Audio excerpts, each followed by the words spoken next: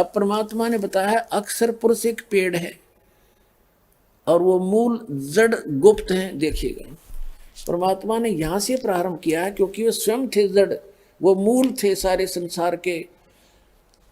अब अक्षर पुरुष एक पेड़ है, ये अक्षर पुरुष है, ये सर पुरुष है। अक्षर पुरुष ये तना समझो, उसकी एक मोटी डार निकली वो सर पुरुष यानी ब्रह्म समझो। और तीनों देवा ब्रह्म के तीन पुत्र हैं, आगे ये तीन शाखा हैं, रजगुण ब्रह्मा, सतगुण विष्णु, तमगुण शिव जी और पात रूप संसार। अब ये जड़ कौन है, ये दास बताएगा। ये परम अक्षर ब्रह्म है, सारी सृष्टि के रचनहार पूर्ण ब्रह्म परमेश्वर है। ये देखिएगा, अब ये राज खुलेगा आपके सामने। ये कबीर देव है, अनंत कोट ब्रह्मांड का एक रति नहीं भार, और ये सतगुरु पुरुष कबीर हैं कुल के सर्जनहार। अब गीता अध्याय नंबर 15 के श्लोक नंबर 3 में क्या कहा है, 2 और 3 में क्या कहा है, ये देखिएगा।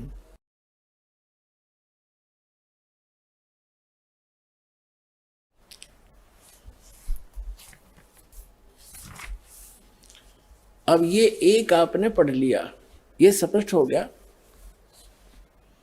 ये आपने पढ़ लिया सारा।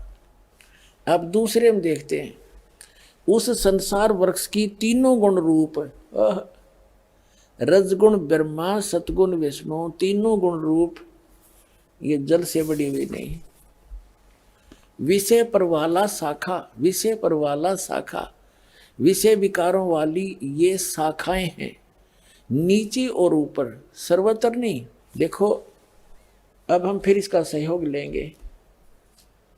ये पृथ्वी लोक पर ज्ञान बोला जा रहा था, ये देखिए, ये पृथ्वी लोक पर ज्ञान बोला जा रहा था, ये पृथ्वी लोक है। और पृथ्वी लोक, ये तीन लोकों के ऊपर ब्रह्मा जी, विष्णु जी और शिव जी, विष्णु जी, ब्रह्मा जी और शिव जी का आधिपत्य है। पृथ्वी लोक, इस पाताल लोक और स्वर्ग लोक पर। तो यहां ये बोला जा रहा था ज्ञान पृथ्वी पर, ये कहते ऊपर स्वर्गलोक तक और नीचे पाताल तक। ऊपर और नीचे केवल इन स्थानों पर इन तीनों की रेंज है, इन तीनों लोकों के ऊपर इनका अधिपत्य है और एक एक विभाग के ये मंत्री हैं। इतना समझो, ऊपर और नीचे, सर्वत्र नहीं। मूल पाठ में भी सर्वत्र नहीं है। अब देखिएगा, श्रीमद् भगवद गीता अध्याय नंबर 15 का हम मंत्र नंबर 2 पढ़ रहे हैं।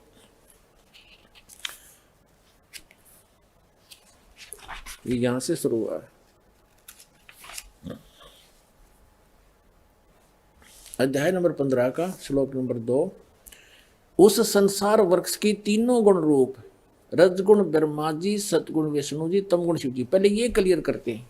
ये देखिएगा, मार्कंडे पुराण आपको दिखाते हैं। ये मार्कंडे पुराण है और गीता प्रेस गोरखपुर से प्रकाशित है।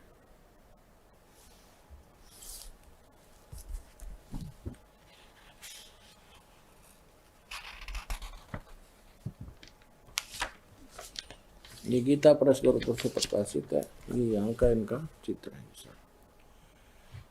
अब आपको हम 123 पृष्ठ पर ले चलते हैं। इसके 123 पृष्ठ पे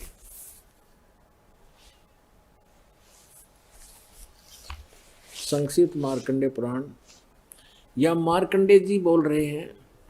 मार्कंडे जी बोले, मुने, ये सब कुछ बताते बताते इसके सामने आ जाते हैं। रजोगुण प्रधान ब्रह्मा, इस तरह स्वयंभू परमात्मा की 3 अवस्थाएं होती हैं। रजोगुण प्रधान ब्रह्मा, तमोगुण प्रधान रुद्र, सत्व प्रधान विश्वपालक विष्णु हैं। यही 3 देवता हैं और यही 3 गुण हैं। अब ये स्पष्ट हो गया कि रजगुण ब्रह्मा, सतगुण विष्णु, तमगुण शिव जी, इन 3 देवता कह लो और चाहे 3 गुण कहो। इससे बढ़िया कंसेप्ट जो मार्कंडेय पुराण में है शायद ही कहीं होगा। एक और दिखा दे। यह है श्रीमद् देवी भागवत यानी देवी पुराण, हिंदी टीका सहित। ये खेमरा श्री कृष्ण दास प्रकाशन मुंबई से प्रकाशित है।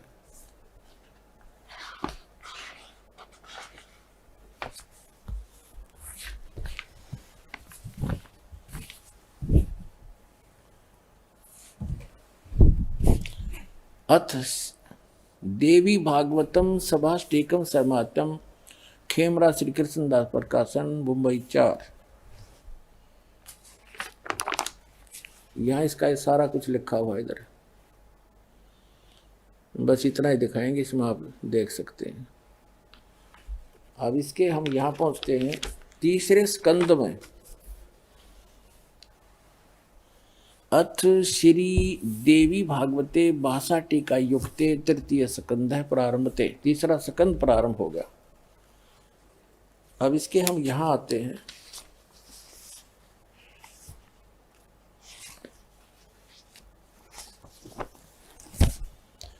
भगवान ये है अध्याय 11 प्रश्न नंबर 11 और भाषा टीका तृतीय स्कंद अध्याय 5 में। यहाँ 8वां श्लोक है।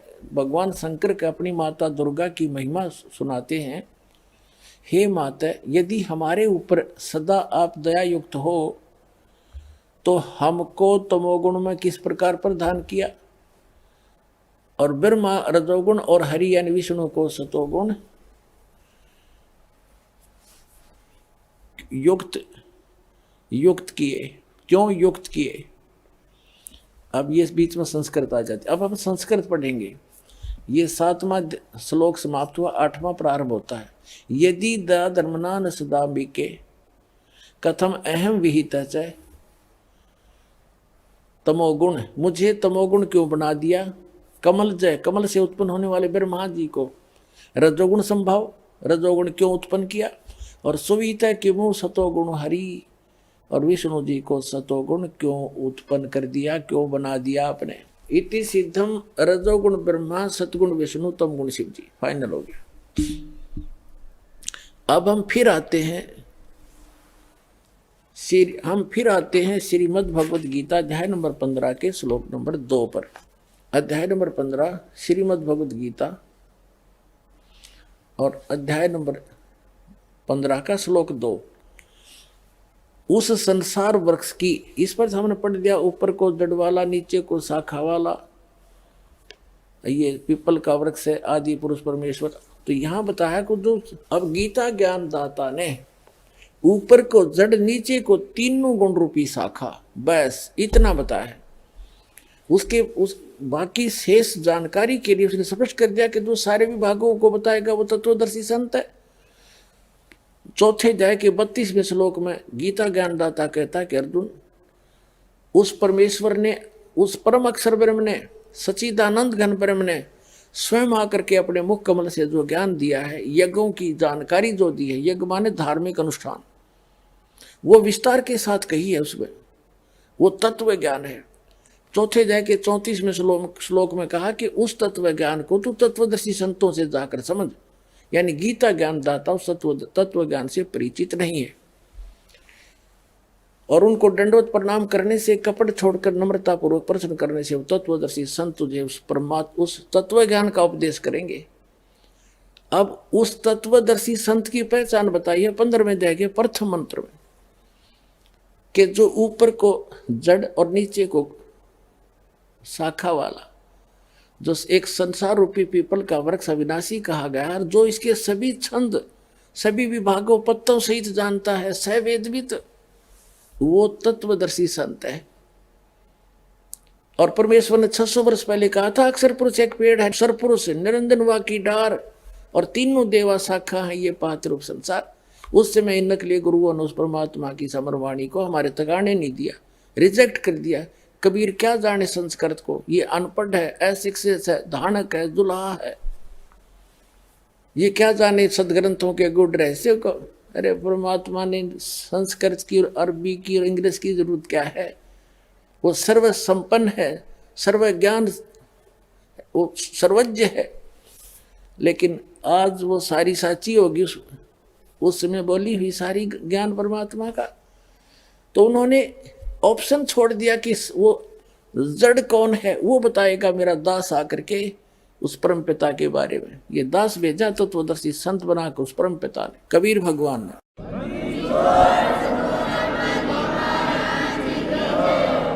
अब इसमें क्या बताया है कि उस संसार रूपी वृक्ष की 15वें अध्याय के देखिए 15वें अध्याय का अब हम पढ़ेंगे दूसरा श्लोक।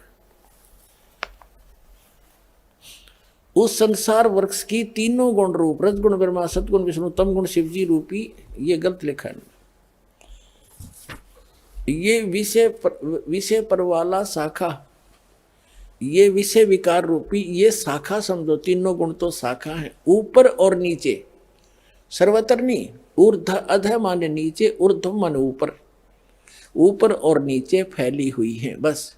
और मनुष्य लोक में इस पृथ्वी पर कर्मों के अनुसार बांधने वाली ये भी ये अहमता ममता वासना रूपी जड़ है, ये भी इसके मुख्य कारण है। क्योंकि ब्रह्मा विष्णु महेश ही हमें कर्मों के आधार से यहाँ रोक के रखते हैं इस काल के आदेश से।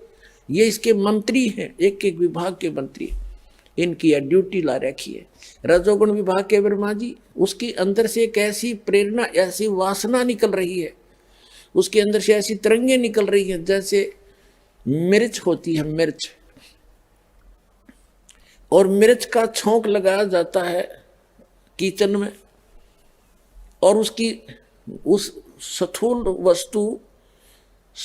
वस्तु साकार वस्तु तो रसोई में, और उससे निकल कर वो तरंगे, उसकी जो वासना, उसका गुण अफेक्ट कर रहा है तीन कमरों में अलग से सब छीकम छीक हो जाते हैं। तो मूल वस्तु रसोई में, उसका गुण ने जाकर कहाँ असर कर दिया, जीव के बस का नहीं, छीको न रोक ले। तो ऐसे ही ये तीनों भगवान ऊपर रहते हैं अपनी अपनी राजधानियों में, उनसे निकल रही है रेज आप जी पृथ्वी लोक, पाताल लोक और स्वर्ग लोक के प्राणियों को प्रभावित कर रही है। इनके बस की बात नहीं। इन विषय वासनाओं, ममता, जैसे ब्रह्मा जी के कारण संतानों उत्पत्ति की प्रेरणा, यह विषय वासना इतनी प्रभावित कर रखी है प्रत्येक प्राणी के अंदर, अपने आप संतानों उत्पत्ति करते हैं। फिर यहाँ के ठाठ बाट, ये भी रजोगुण के कारण ही प्राणी करता है, कोठी हो, कार हो, बढ़िया सब कुछ हो। फिर सतोगुण के आधार से ममता, एक दूसरे के अंदर बहन भाई में ममता, प्रेम, पति पत्नी का प्रेम, बच्चों में ममता, अपनी कोठी बंगले कार में इनमें ममता, इनके अंदर मोह, ये जीव के बस का नहीं इसको छोड़ सके, ये प्रभावित है। जैसे किसी ने नशा कर रखा, शराब पी ली, 2 घूंटी लाए, पाछू उसने आप नहीं पता तू क्या बोल रहा है, कहाँ पैर रखे हुए, कहाँ पड़ा है। तो ऐसा नशा है आपके ऊपर। और इन परमात्मा की इस भक्ति से, सत साधना से आपको ये एंटीबायोटिक का काम करेंगी, आपका नशा उतरेगा, इन तीनों गुणों का असर बिल्कुल कम होता चला जाएगा। कुछ दिनों के बाद ऐसा एक नॉर्मल सा रह जाएगा जितना आवश्यक होगा बस, और फिर हम सफल होंगे उस समर्थ की सहारा लेकर। अब हम चल रहे हैं, देखिएगा। तो ये तीनों गुणों रूपी जो ये मुख्य कारण हैं यहाँ कर्मों के बंधन की। मनुष्य लोक में कर्मानुसार बांधने की भी ये मूलानी जड़ हैं, ये मूल कारण हैं। नीचे और ऊपर, सब लोकों में नहीं, नीचे और ऊपर फैली हुई है। नीचे फिर पाताल लोक में, ऊपर स्वर्ग लोक तक इनकी रेंज है। अब आगे देखो, अब गीता ज्ञानदाता तीसरे श्लोक में स्पष्ट कर देता है कि इस संसार वृक्ष का स्वरूप जैसा कहा है वैसा यहाँ विचार काल में नहीं पाया जाता। यहाँ विचार काल का अर्थ है तेरे मेरे इस गीता जी के डिस्कशन में, तेरे मेरे इस गीता जी के डिस्कशन में, चर्चा में, मैं उस परमात्मा की, उस संसार रूपी वृक्ष की संपूर्ण स्थिति को नहीं बता पाऊंगा, क्योंकि मुझे उसके आदि और अंत का कोई ज्ञान नहीं। इसलिए तो कहा है वेदों में कि वो परमात्मा अपने द्वारा रची हुई सृष्टि को स्वयं ही ठीक ठीक बताता है। अब देखिएगा 15वें अध्याय का 3रा श्लोक गीता जी का। इस संसार वृक्ष का स्वरूप जैसा कहा है यहाँ वैसा यहाँ विचार काल में तेरे मेरे इस गीता जी के विवेचन में नहीं पाया जाता, नहीं पाया जाता, क्योंकि न इसका आदि है और न इसका अंत है, तथा न इसकी अच्छी प्रकार स्थिति है, यानी इसको ज्ञान नहीं, स्थिति तो है ही। इसलिए इस सुविरुद्ध मूलम ये इसने गलत किया, अति दृढ़ मूल वाले, बस इतना, अति दृढ़ मूल वाले। अब मूल का अर्थ है ऊपर के लोक, जड़ जो है ऊपर के लोक हैं जो प्रोक्ष हैं, वो परम अक्षर ब्रह्म है। जैसे यजुर्वेद अध्याय नंबर 40 के श्लोक नंबर 17 में ये गीता वेद ज्ञान दाता वही है जो गीता ज्ञान दाता। 15वें श्लोक मंत्र में यजुर्वेद अध्याय 40 के मंत्र 15 में तो कहता है मेरा एक ओम मंत्र है, इसका जाप कर, काम करते करते सिमरण कर, विशेष कसक के साथ सिमरण कर, मनुष्य जीवन का प्रथम कर तो जान का सिमरण कर। और 40 में अध्याय के 17वें श्लोक में कहा है यजुर्वेद में कि वो पूर्ण परमात्मा तो प्रोक्ष है, वो तो गुप्त है, ऊपर है, और मैं ब्रह्म हूं, एम खम ब्रह्म, मैं खम ओम, ओम मेरा नाम है। और मैं जैसे देवी भागवत के अंदर 7वें स्कंद में हिमालय को ज्ञान देते समय देवी जी कह रही है कि ब्रह्म का ओम नाम है, उसका जाप करो, ब्रह्म को प्राप्त हो जाओगे, तुम्हारा कल्याण हो। वो ब्रह्म दिव्य, वो ब्रह्म ब्रह्मलोक रूपी दिव्य आकाश में रहता है, वहां रहता है। तो ये खुद कहता यजुर्वेद अध्याय नंबर 40 के मंत्र नंबर 17 में कि वो परमात्मा तो प्रोक्ष है, और मैं अहम ओम खम ब्रह्म, मैं ब्रह्म हूं और ब्रह्मलोक रूप दिव्य आकाश में वहां रहता हूं, मेरा एक ओम नाम है। और वो परमात्मा प्रोक्ष है, वो तो गुप्त है। ये देखिएगा यजुर्वेद, इसके अनुवाद करता भी है महर्षि दयानंद है। इसने तड़ंगा कर्ण का ठेका ले रखा था, फिर भी सच्चाई छुपा नहीं करती। ये यहाँ से प्रकाशित है, सर्वदेशी कार्य प्रतिनिधि सभा 2/5 महर्षि दयानंद भवन, रांडला मैदान, नई दिल्ली से। ये यजुर्वेद का अंतिम अध्याय है, अंतिम ही मंत्र है। ये देखिएगा, ये 4400 अध्याय यानी 40वां अध्याय है, 4400 यजुर्वेद का, और ये 17वां मंत्र है। इसमें क्या कहा है, हे मनुष्यो, ज्योत स्वरूप रक्षक, ये ज्योत स्वरूपी काल है, मुझ से अविनाशी यथार्थ का आच्छादित मुख के तुल्य उत्तम अंग का प्रकाश किया जाता है, उत्तम अंग का प्रकाश किया जाता है। जो वह प्राण व सूर्य मंडल में पूर्ण परमात्मा है, लोक रूपी दिव्य आकाश में रहता हूं, मेरा एक ओम नाम है। और वो परमात्मा तो गुप्त है, वो पूर्ण परमात्मा है, वह तो प्रोक्ष रूप, वो गुप्त है, वो जड़ है संसार रूपी वृक्ष की। अहम मैं खम, ये खम का अर्थ है ब्रह्मलोक रूपी दिव्य आकाश में रहता हूं और मैं ब्रह्म हूं।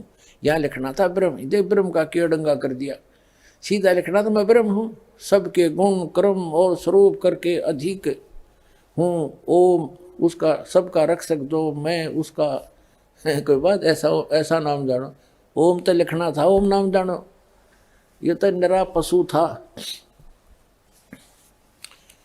इसने कक का पता नहीं था डंगा कर दिया। सीधा सा अर्थ है कि वो परमात्मा तो प्रोक्ष है, और ये वेद ज्ञान दाता वही है, गीता ज्ञान दाता वही है, और कहता है मेरा एक ओम नाम है, और मैं दिव्य आकाश रूपी ब्रह्म रूपी दिव्य आकाश, ब्रह्मलोक रूपी दिव्य आकाश में रहता हूं, और मेरा एक ओम नाम है। वो परमात्मा तो प्रोक्ष है, वो गुप्त है। तो ये जड़ है, वो जड़ रूपी भगवान वो गुप्त है। अब यहां बता रहा है कि श्रीमद् भगवत गीता अध्याय नंबर हम 15 पढ़ रहे हैं, और श्लोक नंबर हम 3 पढ़ रहे हैं, 2 पढ़ लिया, तीसरा पढ़ रहे हैं। इस संसार वृक्ष का स्वरूप जैसा कहा है वैसा यहाँ विचार काल में तेरे मेरे गीता के डिस्कशन में नहीं पाया जाता, न इसका आदि है और न इसका अंत। ज्ञान सब ज्ञान री कबीर ज्ञान सो ज्ञान, और जैसे गोला तोब का ये करता चला मैदान। तो ये तोब का गोला यानी तत्वदर्शी तत्व ज्ञान उस कबीर भगवान के द्वारा दिया हुआ, उस शस्त्र से काट कर इसका मैदान कर दिया जाएगा। उसके पश्चात उस तत्व ज्ञान को समझ कर 15वें अध्याय का अब 4था श्लोक पढ़ रहे हैं।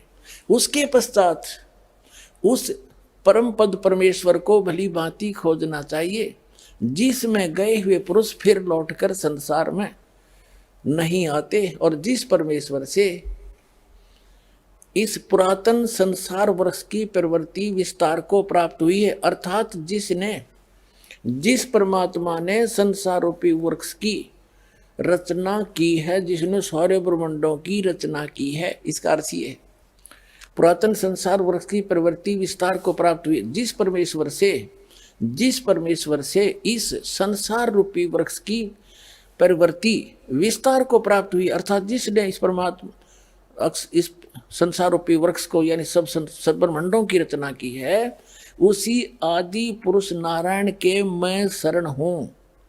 इस प्रकार दृढ़ निश्चय करके उस परमेश्वर का मनन और निधिध्यासन करना चाहिए। अब गीता ज्ञानदाता ने स्पष्ट कर दिया कि मेरी भक्ति से मोक्ष नहीं, जन्म मृत्यु तेरे भी रहेंगे मेरे भी रहेंगे अर्जुन, इसलिए केवल उसकी भक्ति कर जिसने सारे ब्रह्मांडों की रचना की है, उसके लिए तत्वदर्शी संतों की खोज कर। अब 17 अध्याय के 23वें श्लोक में गीता ज्ञानदाता कहता है कि ओम तत्सत इति निर्देश है ब्रह्मण त्रिविध समर्थ है। अब 3 पुरुष हैं, सरपुरुष, अक्षर पुरुष और परम अक्षर पुरुष। ये कंसेप्ट क्लियर हो गया श्रीमद् भगवद गीता से ही। अब 3 ही इनके मंत्र हैं जाप करण के, और ये साधना है। कई भक्त जैसे ये कबीरपंथी यहाँ मार खा रहे थे कि हम क्यों जाप करें इन कमलों में बैठे हुए माँ विष्णु महेश के, और हम क्यों जाप करें इस सतनाम के, हम तो उस परमात्मा को पाना है। काल ने यहाँ रोल मार ली इनकी, अरे ये जाप बकवास ये करेंगे एंड बेंड, अजर नाम अमर नाम पाताल सिंधु नाम, यही हंस का काम। ये एक आरती सी करते रहे, सतनाम सतगुरु सतनाम सतगुरु। अरे ये इस भ्रम में रहे कि कोई इनको टोक देता, तुमको बात करो सतनाम सतलोक की, हर भक्ति करो इन ओम नाम की ऋण की। ये कोई सारा ज्ञान है? वो काल के दूत ये विचलित हो गए क्योंकि इनको कंप्लीट नॉलेज नहीं था। हम ये जो मंत्र हैं ये हमारे औजार हैं, इंस्ट्रूमेंट हैं हमारे। जैसे हमने जल प्राप्त करना है पृथ्वी से, तो पृथ्वी हमारा जल इस उपास्य है, इष्ट है। हमारा उद्देश्य जल प्राप्त करना है, और वो की और पाइप और हैंडपंप जो ऊपर मशीन है वो तो एक उपकरण है। उनसे इन सब प्रयत्नों से ये साधन है, साधना है हमारी, इससे वो जल मिलेगा जिसके लिए हम तड़प रहे हैं। तो उस परमात्मा के पाने के लिए ओम तत्सति निर्देश है ब्रह्मण त्रिवेद समर्थ है। उस सच्चिदानंद घन परम अक्षर ब्रह्म के पाने का ये 3 मंत्र का जाप है। ये 3 मंत्र का जाप उस परमात्मा को प्राप्त कराएगा। और जो नीचे से यहाँ से नीचे के जो जाप आपको दिए जाते हैं ये यहाँ से आपके बंधन से मुक्त कराएंगे। आपके ऊपर बहुत ज्यादा ऋण है इन ब्रह्मा विष्णु महेश का, दुर्गा और गणेश का। क्योंकि जैसे हमने अब ये इनकी पूजा नहीं है, जैसे हमने बैंक का लोन ले रखे है और महीने में उसका भरते रहे समय पर, तो वो भी खुश और हम भी खुश।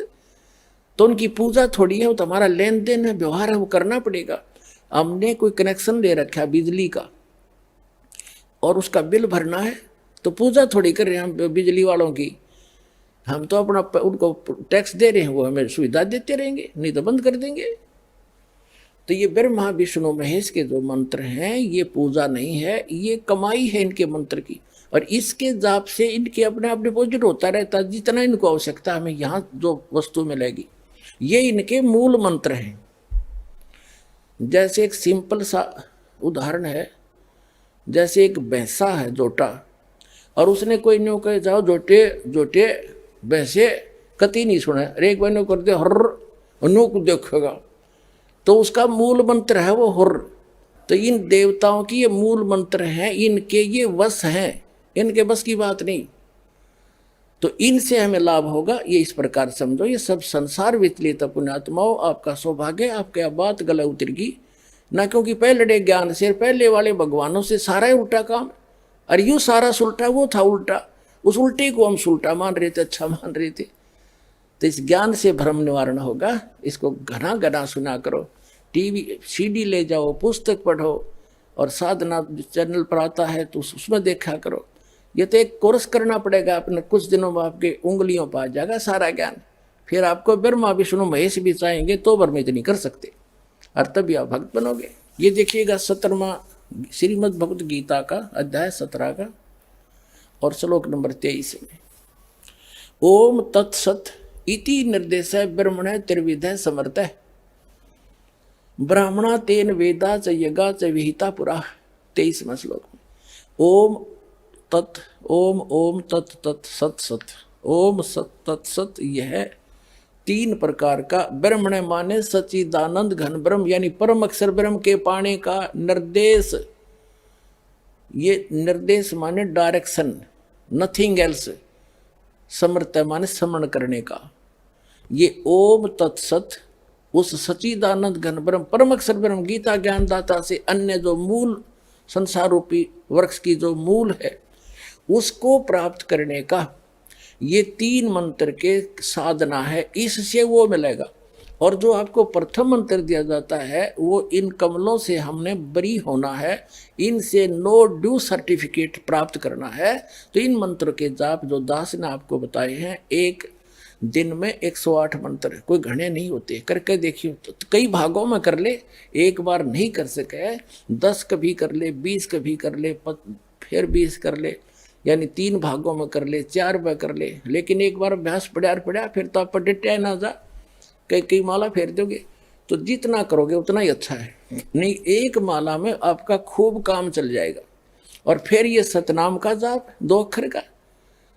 कई भ्रमित हो जाते हैं क्योंकि ज्ञान तो रहा नहीं हमें, छोटे मोटे 10 20 100 200 चेले बना रहा है, वो फिर उनको भ्रमित करने के लिए कह देता है कि पहले मंत्र में भी वही नाम है, सतनाम में भी वही मंत्र है। ये क्या मंत्र मेरे से यहीं मिलते हुए कर रहा है एक बकवाद। अरे भले आदमी, यदि तू ही ऐसा गुणी होता तो यहाँ आने की क्या जरूरत थी तुझे। अपन आत्माओं जैसे एक लड़की के पिता का नाम हरि सिंह और पति का नाम हरि सिंह, तो हरि सिंह केवल नाम, उस नाम से नहीं, वो किसका मंत्र है। अब जब उसको पूछेगा तो किसकी बेटी है, हरि सिंह की, तो वो कहाँ उसकी सुरती जाएगी अपने पिता पे। और फिर कहेगा, आप पूछेगा आप किसकी पत्नी हो, हरि सिंह की। वो हरि सिंह कौन और वो हरि सिंह कौन, नाम एक है लेकिन वो व्यक्ति 2 हैं, और उनके गुण और उनके नाते में भी अंतर है। इसी प्रकार जो मंत्र आपको दिए जाते हैं, दास जो मंत्र दे उसने ब्लाइंड फेथ करके देखो, ये प्रमाणित है। सब महापुरुषों ने जिनको मोक्ष प्राप्त हुआ उन्होंने भी यही जाप किए, ये आपके रूबरू कई बार कर लिया, रह कर और भी करते रहेंगे आपको दृढ़ विश्वास कराने के लिए। तो इससे क्या हो गया कि उस सच्चिदानंद घन ब्रह्म परम अक्षर ब्रह्म के पाने का ओम तत्सत, ये 3 मंत्र के जाप का निर्देश है, नथिंग एल्स। निर्देश का अर्थ है डायरेक्शन, अग्रम अग्रम नहीं, विकल्प नहीं इसका, फिर कोई और मंत्र नहीं है। बोलो सतगुरुदेव की जय। परम पिता परमात्मा पूर्ण ब्रह्म सारी सृष्टि के रचनहार कबीर परमेश्वर जी की असीम रजा से पुण्यात्माओं, आप ये सत्यनारायण कथा सुनने के लिए उपस्थित हुए। अभी तक हमने जिन भी भगवानों को सत्यनारायण मान करके साधनाएं की, वो हमारी अबोधता थी, हमें ज्ञान ठीक से नहीं मिला था। हम श्री विष्णु जी को सत्यनारायण मानकर उनकी कथा सुना करते थे। सत्यनारायण का अर्थ है, सत्य माने अविनाशी, नारायण माने मीन है यानी भगवान परमात्मा जो जल के ऊपर विराजमान होने वाला। नार माने जल, आयन माने उस पर आकर के विराजमान होने वाला, उसको नारायण कहते हैं। तो सत्य माने अविनाशी, नारायण माने परमात्मा, वो भगवान जो जल के ऊपर आकर विराजमान होता है, वहां निवास करता है। तो श्री विष्णु जी सतोगुण भगवान हैं, ये नासवान हैं। श्री देवी पुराण सचित्र मोटा टाइप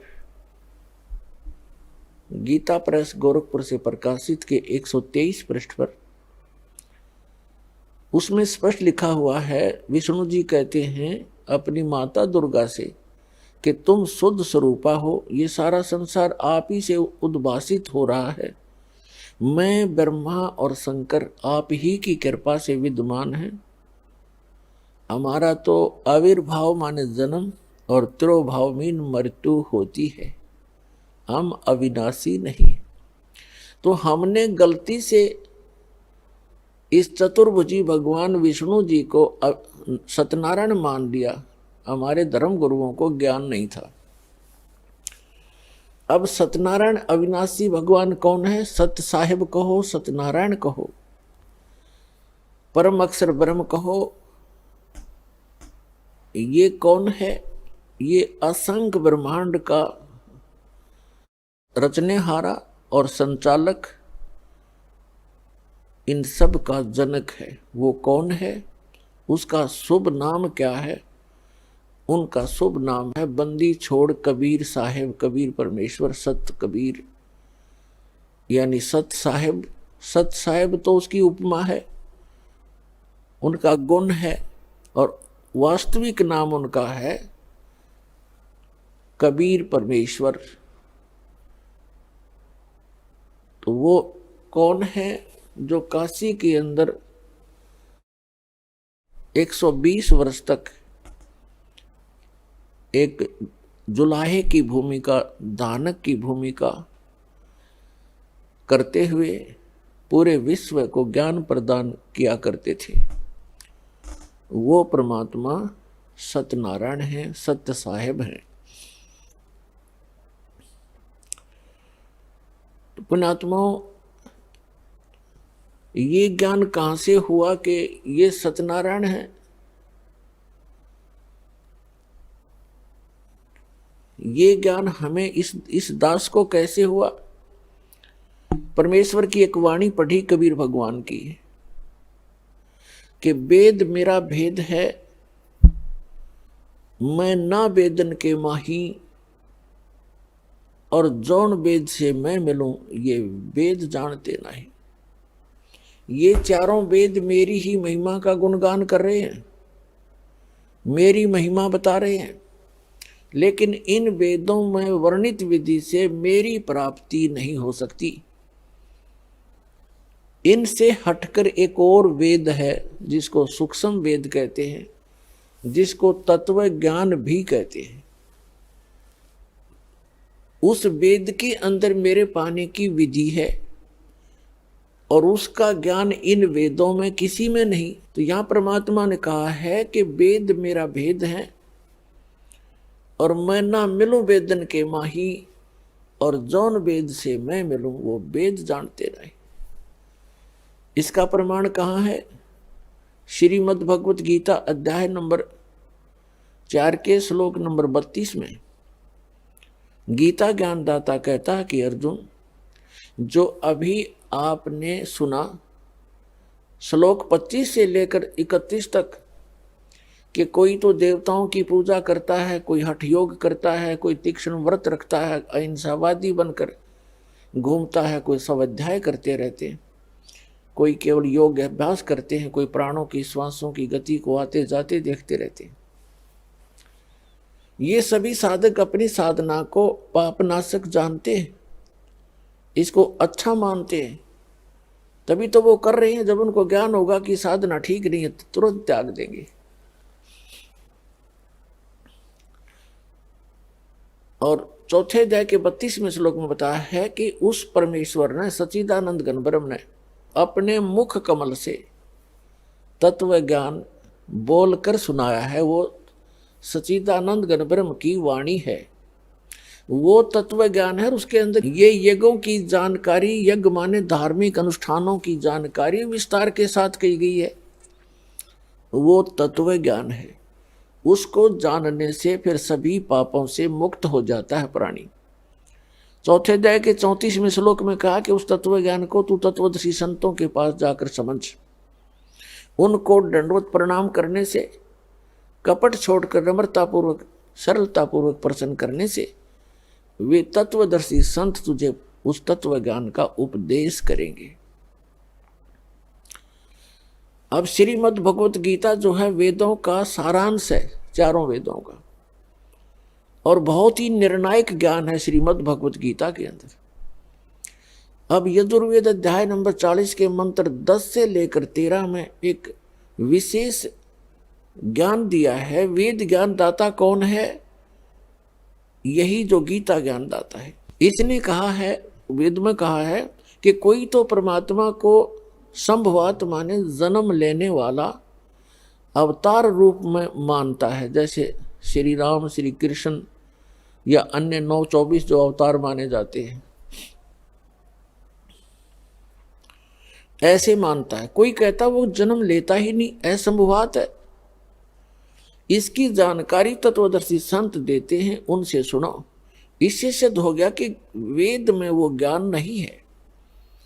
यदि वो कंप्लीट ज्ञान होता तो ये श्लोक, ये शब्द वेद में नहीं होते। और इसी का सारांश श्रीमद् भगवत गीता है।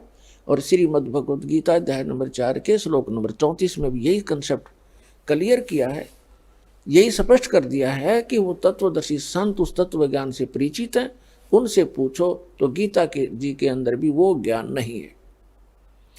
वो सच्चिदानंद घन ब्रह्म ने जो अपने मुख कमल से बोला वो तत्व ज्ञान है, वो सूक्ष्म वेद है, और उसकी जानकारी इस दास के अतिरिक्त इस विश्व में किसी के पास नहीं है, क्योंकि उस परमात्मा ने स्पेशल इसी काम के लिए भेजा है।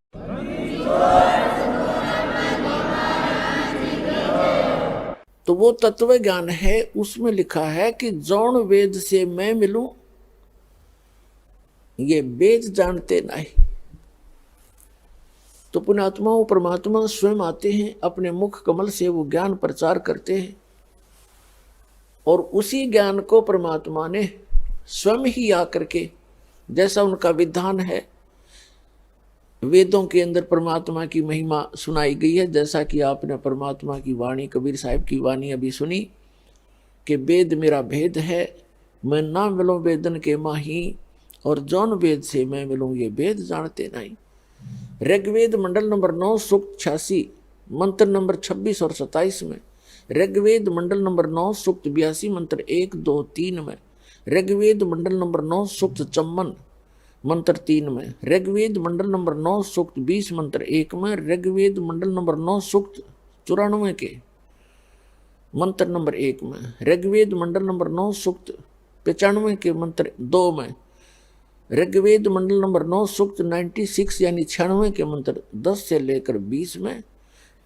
उसका ये सारांश है कि वो पूर्ण परमात्मा, वो परम अक्षर ब्रह्म, सर्वोत्पादक परमात्मा, सबकी उत्पत्ति करने वाला, सबका पिता, ऊपर के लोक में रहता है, ऊपर, और सिंहासन पर राजा के समान विराजमान है। सिर पर मुकुट है, श्वेत छत्र है, ऊपर बहुत बड़े एक महल नुमा और गोल आकार के गुम्बज के अंदर सेंटर में भगवान का वो सिंहासन विराजमान है। और जब वो यहाँ आता है, क्योंकि यहाँ काल का लोक है, और ये एक शैतान है, ये काल, इसने सबको मिसगाइड करना इसका उद्देश्य है, और सबको गलत साधना पर आधारित करना, सारी बुराइयां करवाना, इनके कर्म बिगड़वाना, इसका मूल कर्तव्य है। इसका जो है एक धर्म बना हुआ है। शराब, मांस, तंबाकू सेवन करना, चोरी, ठगी, जारी, रिश्वतखोरी करके अपने कर्म बिगड़वाना, ये इसका प्रमुख धर्म है। और उस परमात्मा का धर्म है कि इन बुराइयों से छुड़ाना, अपने बच्चों को अपराधों से बचाना और सच्चा ज्ञान बताना।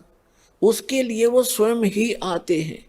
ये सच्चा ज्ञान किसी के पास नहीं जाने देता। अपने सत्य का ज्ञान और अपने जो संदेशवाहक काल के दूत भेजकर वो संत रूप में जनता को और भी अधिक मिसगाइड कर देते हैं। तो उस सच्चे ज्ञान को देने के लिए उस परमात्मा को स्वयं ही आना पड़ता है। और वो अच्छी आत्माओं को मिलते हैं जो दृढ़ भक्त होते हैं, उनको उपदेश देने के उद्देश्य से, उपदेश करने के उद्देश्य से वो परमात्मा आते हैं और उनको तत्व ज्ञान से परिचित कराते हैं और एक कवियों की तरह आचरण करते हैं। और अपने उस तत्व ज्ञान को अपने मुख कमल से लोकोक्तियों के माध्यम से, मन श्लोक यानी दोहों के माध्यम से, कविता से बोल बोल कर उच्चारण करके वो सुनाया करते हैं, जिस कारण से वो एक प्रसिद्ध कवियों में से भी एक प्रसिद्ध कवि की उपाधि प्राप्त करते हैं और वो कवियों की तरह आचरण करते हैं, अपने मुख कमल से वो ज्ञान सुनाते हैं। लेकिन वो होते हैं परमात्मा।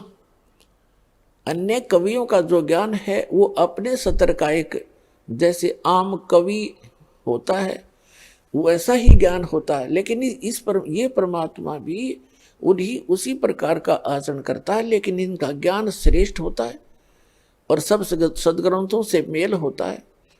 लेकिन वो एक प्रसिद्ध कवि की उपाधि भी प्राप्त करते हैं, लेकिन वो होते हैं भगवान। नमस्कार जी। नमस्कार सर। क्या नाम है जी आपका? पुष्पा सिंह। कहाँ से हैं आप? झारखंड से। हम आपसे ये जानना चाहेंगे कि संत रामपाल जी महाराज जी से आपने कब नाम दीक्षा ली? 2011 4 मार्च। संत रामपाल जी महाराज से नाम दीक्षा लेने से पहले क्या आप कोई भक्ति साधना करते थे? हाँ जी, करते थे। हिंदू मुताबिक में जो देवी देवता का भक्ति करते थे उसी के अनुसार हम चल रहे थे, पर कोई लाभ नहीं मिल रहा था। क्या भक्ति साधनाएं करते थे आप? देवी देवता की भक्ति, जैसे शंकर भगवान, हनुमान जी। व्रत वगैरह करते थे? हाँ, किया करते थे, जैसे हमारे घर में बताया करते थे तो किया करते थे।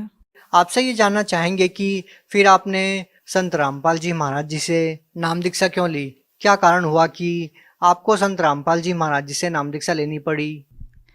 इसके पीछे एक कारण है सर कि अचानक 2010 में मेरी तबीयत काफ़ी बुरी तरह से ख़राब हो चुकी थी, जिसके वजह से हमारे ऊपर काफ़ी अचानक 2010 में मई में मेरी तबीयत काफ़ी ख़राब हो गई। रात 12 बज रहे थे, अचानक मेरा हालत एकदम बिगड़ गया। जीभ काफ़ी लंबे लंबे निकलने लगे और बाल ऑटोमेटिक खुल जाया करता था और आँख घूमने लगते थे। तो मेरे हस्बैंड सोचे कि क्या हो गया अचानक, इसका माइंड क्या हो गया। उसके बाद दूसरे दिन हुआ तो लोग जो वहाँ पर जो हम जिस फ्लैट में रहते थे वहाँ के जो मेंबर थे एक तो बताएं कैसे उसके ऊपरी बाधा है, जिसके वजह से फिर जाकर वहाँ से जो तांत्रिक होते हैं मुस्लिम धर्म के उनको बुलाया गया, तो वो कुछ भी नहीं कर सका। यहाँ तक कि जो हनुमान जी को लोग बोलते हैं कि हनुमान चालीसा पढ़ने से भूत प्रेत भाग जाते हैं, ऐसा कुछ नहीं है, क्योंकि हमें पता है कि जब मेरे पास भूत प्रेत का बाधा होता था तो हनुमान जी को लोग पूरा जो पुस्तक था वो मेरे हाथों में दे दिया। हम हनुमान जी का पुस्तक हाथों से पढ़ा करते थे पर कुछ होता नहीं था और मेरा पूरा सर एकदम, आँख पूरा घूमने लगता था, बाल पूरा एकदम ऑटोमेटिक खुल जाता था। तो मेरे घर के सारे लोग बहुत काफ़ी परेशान थे, एकदम काफ़ी निराश हो गए, जिसके वजह से काफ़ी उन लोग को मतलब दुखों का सामना करना पड़ा। मेरे माँ पिताजी काफ़ी रो रहे थे क्योंकि उस घर की सबसे बड़ी बेटी थे, तो जिसके वजह से वो लोग काफ़ी दिखाने का कोशिश किए, पर कुछ दिन तक ठीक रहता था, पर ऐसा कुछ नहीं हुआ। जब वहाँ हजारीबाग में ठीक नहीं हुआ तो फिर मेरा गांव पड़ता है आरा जिला, वहाँ पर भी लोग दिखाएं किसी न किसी मतलब तांत्रिक से, देवी देवता से, मंदिरों में हनुमान जी, काली जी का सब जगह गए, पर वहाँ भी कुछ ऐसा निवारण नहीं हो सका। उसके बाद फिर वहाँ से वापस आए तो हमारे घर मैके जमशेदपुर पड़ता है, वहाँ पर भी गए, तो नवरात्र सब मेरी मम्मी लोग की थी, पर ऐसा कुछ होता नहीं था। मेरा ऑटोमेटिक नवरात्र के ही दिन में मेरे पूरे मतलब 9-10 भूत प्रेत का बाधा ऐसा लग रहा था। फिर मेरी मम्मी बहुत घबराई, फिर एक मुस्लिम धर्म के तांत्रिक के पास लेकर गई, जिससे पता चला कि मेरे अंदर 7-8-10 भूत थे। तो जिसके वजह से वहाँ पर मतलब कुछ दिन तक तो ठीक रहे, 1-2 महीना तक। उसके बाद फिर मेरा वही स्टार्ट होने लगा।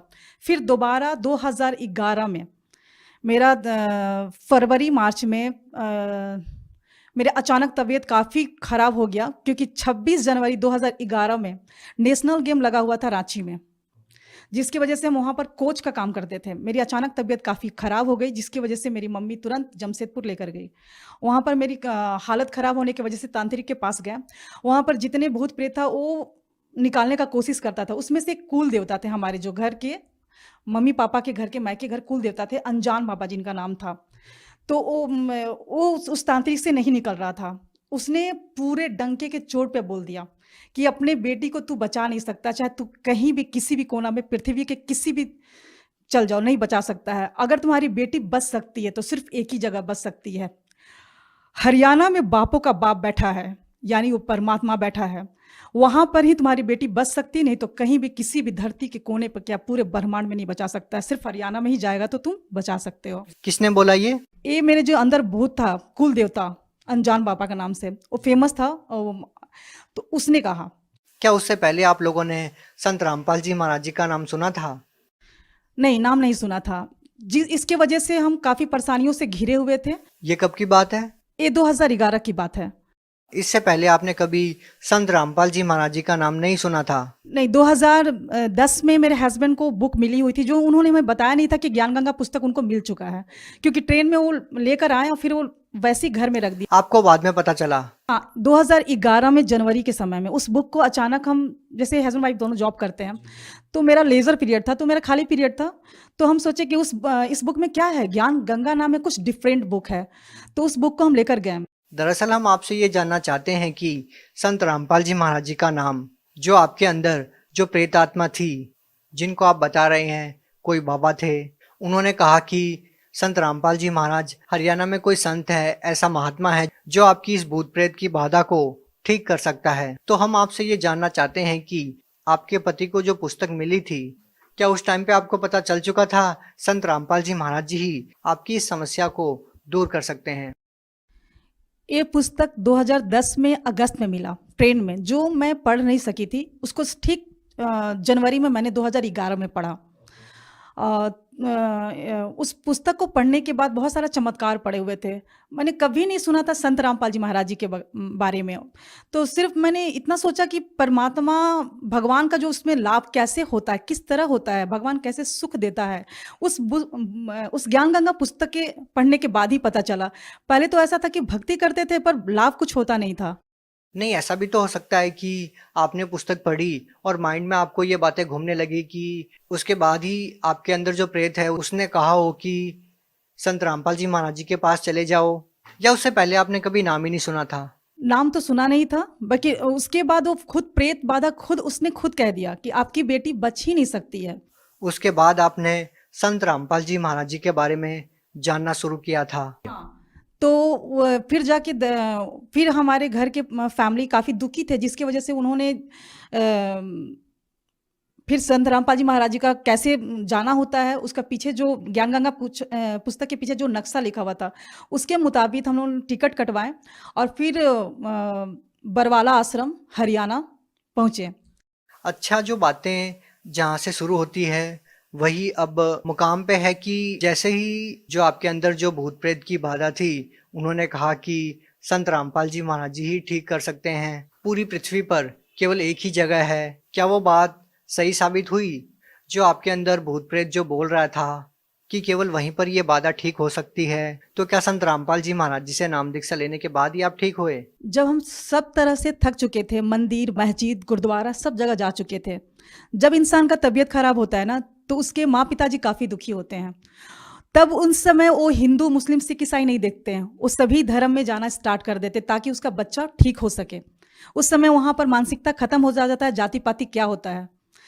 तो उसके बाद हमारी जब संत रामपाल जी महाराज जी के शरण में गए, तो जो हमारे भूत पाता का बाधा था, जो हम जिसकी वजह से काफ़ी परेशान हुआ करते थे, वो संत रामपाल जी के महाराज जी के शरण में जाते ही और नाम दीक्षा लेते ही आशीर्वाद मात्र से, सिर्फ दर्शन फर्स्ट बार ही मैंने किया था, ये भी नहीं जानते थे कि संत रामपाल जी महाराज जी कि मतलब क्या होता है, मतलब वहाँ पर जैसे गए तो वहाँ के सभी आश्रम में रखते ही पाँव एक अलग सा माहौल लगा, एक अलग सा दुनिया, जहाँ लगा कि पूरा दुखों का संसार में से निकल के सतलोक जो आश्रम पहुँचे, लगा कि एक बहुत सुकून शांति भरा दुनिया था।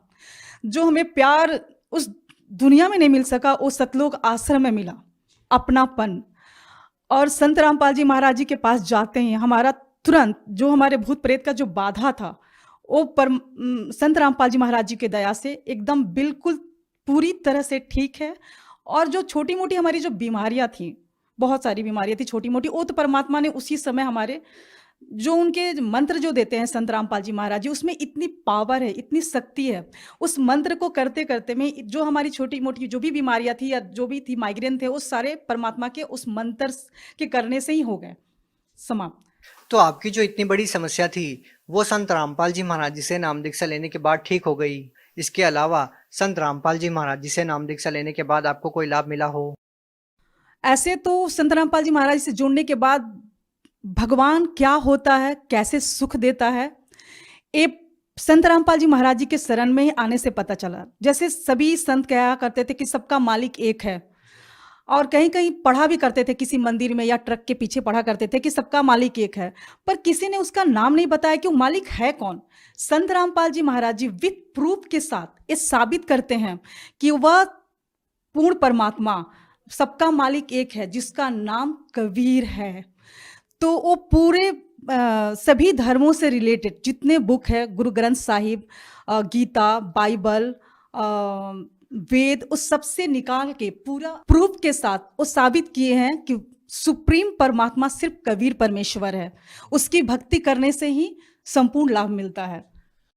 आपसे एक बात और जानना चाहेंगे कि संत रामपाल जी महाराज जी जो भक्ति साधना आप लोगों को बता रहे हैं, ये भक्ति साधना पूरे विश्व में कोई नहीं बता रहा है, तो ऐसा कैसे संभव हो सकता है कि संत रामपाल जी महाराज जी ही आप कहते हैं कि केवल वही शास्त्रों के अनुसार भक्ति बता रहे हैं, बाकी अन्य जो संत है वो नहीं बताते? सर, संत रामपाल जी सभी संतों से एकदम अलग हैं, क्योंकि संत रामपाल जी जो ज्ञान बताते हैं, एक टीचर होता है तो अपने बच्चों को सिलेबस के अनुसार ही पढ़ाता है। तो क्या आज तक जो भी लोग साधना कर रहे हैं वो सिलेबस के अनुसार नहीं कर रहे हैं? ये कैसे संभव हो सकता है? सर, बिल्कुल नहीं कर रहे हैं। तो आपको वो कौन सी साधनाएं ऐसी लग रही है जो लोग करते हैं जो शास्त्रों के विपरीत है?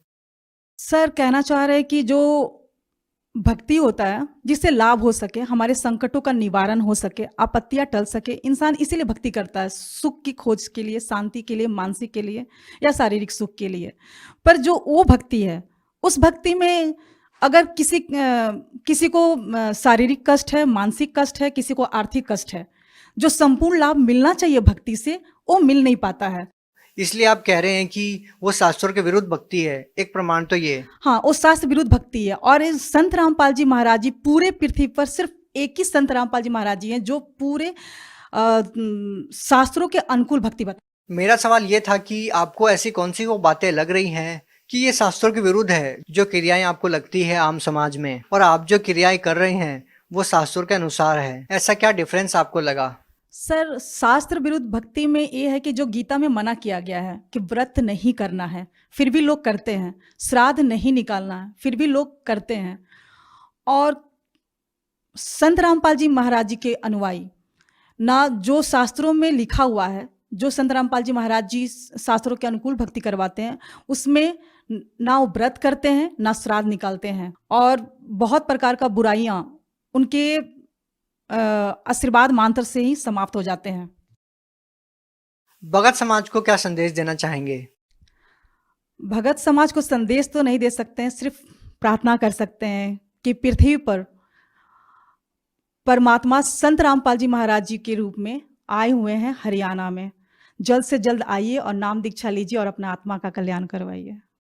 कुछ और कहना चाहेंगे संत रामपाल जी महाराज जी के बारे में? संत रामपाल जी महाराज जी वो संत हैं जो, एक बेटी होती है तो बहुत लोग दुखी हो जाते हैं, तो संत रामपाल जी महाराज जी के अनुयायी ना दहेज लेते हैं ना दहेज देते हैं। संत रामपाल जी के महाराज जी के विचारधारा से जो उनके अनुयायी दहेज ना लेते हैं ना देते हैं, वो काफ़ी खुश है, क्योंकि उसमें 1 रुपया भी दहेज ना लिया जाता है ना दिया जाता है। इसीलिए आज एक बेटी माँ बाप के लिए बोझ नहीं है। जो सरकार नहीं कर पा रही, वो संत रामपाल जी महाराज जी अपने सत्संग के माध्यम से, अपने विचारधारा के माध्यम से समाज में जो फैली हुई बुराई है, नशा, दहेज प्रथा और अनेकों बुराइयां जो होती है, वो संत रामपाल जी महाराज जी दूर कर रहे हैं। आपके परिवार में और कौन जुड़ा हुआ है? हमारे परिवार में हमारे हस्बैंड और बेटा बेटी। क्या कोई आपके परिवार में ऐसा सदस्य है जो पहले नशा करता हो और संत रामपाल जी महाराज जी से नाम दीक्षा लेने के बाद वो नशा नहीं करता? हाँ सर, हमारे हस्बैंड नशा करते थे, पर उस संत रामपाल जी महाराज जी के शरण में जाते ही सिर्फ फर्स्ट डे, जिस दिन हम फर्स्ट दिन नाम दीक्षा लिए, उसी दिन संत रामपाल जी महाराज जी के आशीर्वाद से ही बस एक क्षण में वो नशा समाप्त हो गया। कभी कभार भी नहीं करते? नहीं, कभी नहीं करते, ना उनका इच्छा करती है। आप एजुकेटेड हैं, आप क्या मानते हैं कि एक संत के आशीर्वाद से, केवल उनके वचनों से ही कोई व्यक्ति कैसे नशा छोड़ सकता है? सर, संत रामपाल जी महाराज जी के वचनों में शक्ति है। जो पूर्ण संत अगर धरती पे तत्वदर्शी संत के रूप में परमात्मा ही उतर सकता है, उसके शब्दों शक्ति में काफी शक्ति होती है। तो उनके सिर्फ आशीर्वाद मात्र से ही तुरंत वो नशा समाप्त हो गया। बहुत बहुत धन्यवाद। सत साहेब जी।